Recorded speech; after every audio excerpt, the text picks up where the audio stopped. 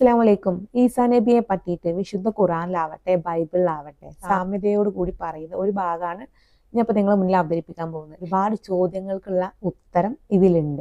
യോഹന്നാനില് 14:22 മുതലാണ് പറയാൻ പോകുന്നത്. കർത്താവെ, എന്ത് സംഭവിച്ചിട്ടാകുന്നു നീ ലോകത്തിനല്ല ഞങ്ങൾക്കത്രേ നിന്നെ വെളിപ്പെടുത്തുവാൻ പോകുന്നത് എന്ന് ചോദിച്ചു.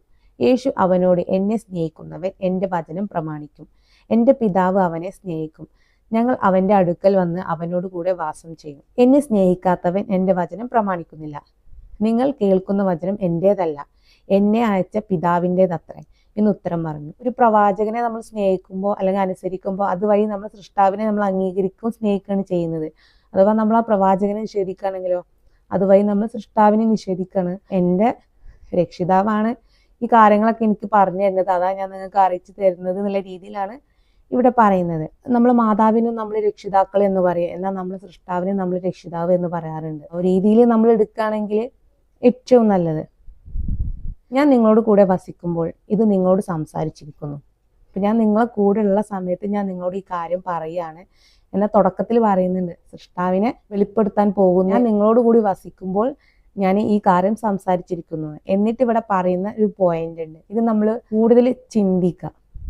എങ്കിലും പിതാവ് എൻ്റെ നാമത്തിൽ അയപ്പാനുള്ള പരിശുദ്ധാത്മാവ് എന്ന കാര്യസ്ഥൻ നിങ്ങൾക്ക് സകലവും ഉപദേശിച്ചു തരികയും ഞാൻ നിങ്ങളോട് പറഞ്ഞതൊക്കെയും നിങ്ങളെ ഓർമ്മപ്പെടുത്തുകയും ചെയ്യും. എൻ്റെ നാമത്തിൽ വരാനുള്ള പരിശുദ്ധാത്മാവ്. ഇവിടെ രണ്ട് രീതിയിൽ നമ്മൾ ചിന്തിക്കാം. ഒന്ന്, ഈസാ നബിയുടെ ദൗത്യം ഏറ്റെടുക്കുന്ന പരിശുദ്ധാത്മാവ്, ആ രീതിയിൽ എടുക്കാം.